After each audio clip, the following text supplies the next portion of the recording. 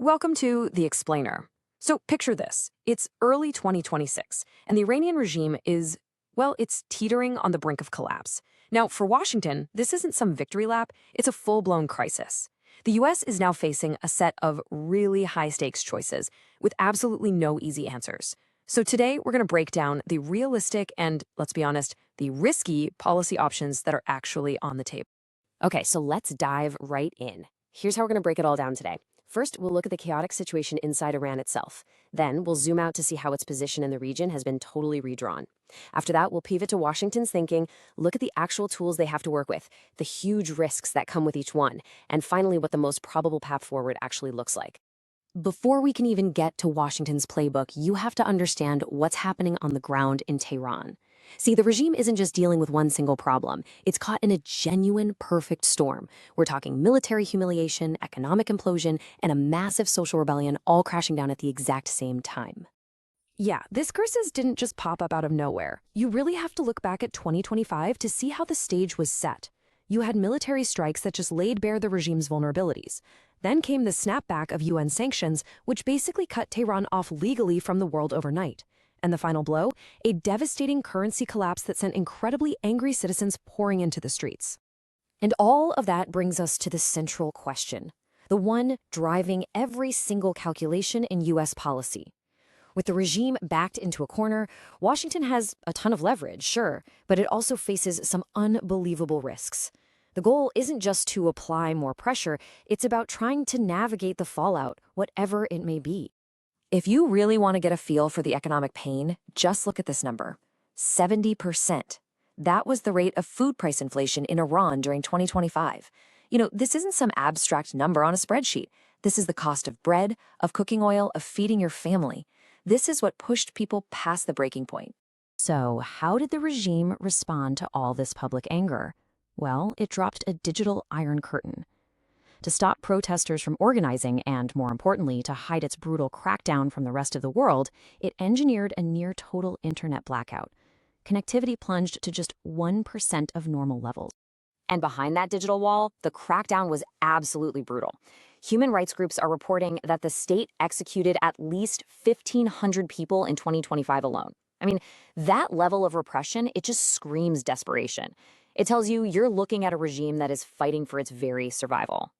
Okay, so things are a mess inside Iran, but what's really fascinating is how that internal crisis is mirrored by a total collapse of its power outside its borders. For decades, Iran built its influence through this so-called axis of resistance, a network of regional proxies. Well, let's take a look at how that network is just completely unraveling. Sometimes a single event can just completely redraw the strategic map. And in this case, it was the fall of Bashar al-Assad in Syria. What used to be Iran's private highway for shipping weapons to Hezbollah in Lebanon has now become a hostile barrier. The new government in Syria is actively seizing those Iranian arms shipments. That supply line is gone. And look, this isn't just a Syria story. You zoom out, and you see this domino effect happening all across the region. Iran's proxies are getting squeezed everywhere. Hezbollah is facing disarmament by its own government. Hamas is cornered by a new deal in Gaza. Militias in Iraq are under pressure. And all the while, their top commanders are being systematically taken off the board. All right, so Iran is weakened at home, it's weakened abroad. You'd think Washington has a free hand, right? Well, not exactly. And this is where it gets really complicated, because U.S. policy isn't made in a vacuum. It's defined by a very specific and very rigid set of constraints. These things basically create a tight strategic box for any administration. First, you've got domestic politics. The focus is on forcing a better deal, not getting bogged down in another nation-building project. Second, and this is a big one, nobody wants a full-scale regional war. Third, you can't just crash the global economy by taking all of Iran's oil offline. And finally, Washington has to juggle the competing interests of its allies, Israel, the Gulf states, and Europe. And this quote, this is a crucial piece of that puzzle. This is the President of the United States drawing a very public red line. It directly links how the Iranian regime treats its own people to the risk of American military action.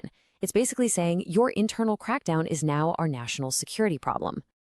So, given that strategic box they have to operate in, what's actually in the U.S. toolkit? Well, it really boils down to three main categories.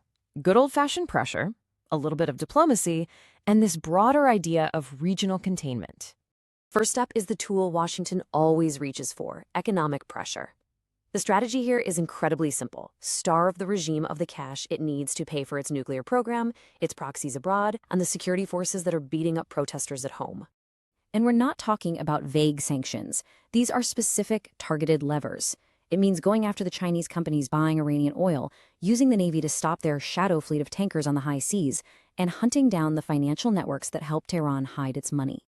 But, it's not all stick and no carrot. Diplomacy is still on the table, but it's a very different kind of diplomacy. The goal here isn't to become friends. It's to use Iran's profound weakness as leverage to get a much, much tougher deal at the negotiating table. So the diplomatic play is basically this. Use that credible military threat and the crushing economic pressure as your bargaining chips. The U.S. can say, look, we'll give you some carefully phased relief from the sanctions, but in exchange, we want ironclad, verifiable limits on your nuclear and missile programs. It's pure transactional diplomacy. The third tool zooms out from Iran itself and looks at the entire neighborhood. This is regional containment. The strategy is to build a firewall, to lock in all of Iran's recent losses and make sure it can never claw back that influence it once had. So what does that look like on the ground? Well, it's about reinforcing this new anti-Iran alignment in the Middle East. It means propping up the new government in Syria, arming our Gulf allies, expanding those Abraham Accords that are bringing Israel and Arab states together, and keeping the pressure on Iran's last few proxies. Okay, so we've seen the U.S. toolkit, but here's the thing you can never forget. Iran gets a vote. And right now, every single decision being made in Tehran is being filtered through one and only one instinct: regime survival. They will do whatever it takes to stay in power. And this table really gets to the heart of the dilemma for Washington. There are no clean, easy choices here. Every single option has a potential blowback. If you go with maximum economic pressure, you risk a violent crackdown that could force the U.S. to follow through on that military threat. Limited military strikes? Well, they could provoke a risky retaliation.